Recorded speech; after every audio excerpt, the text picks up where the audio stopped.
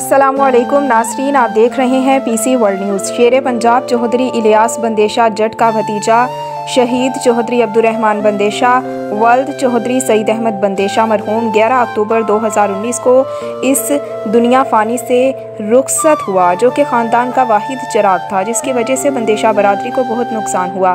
चौहदरी अब्दुलरहमान बंदिशा गरीबों के खैरख्वाह और नेक दिल इंसान थे। शहीद चौहदरी अब्दुलरहमान बंदिशा आज भी लोगों के दिलों में बसते हैं।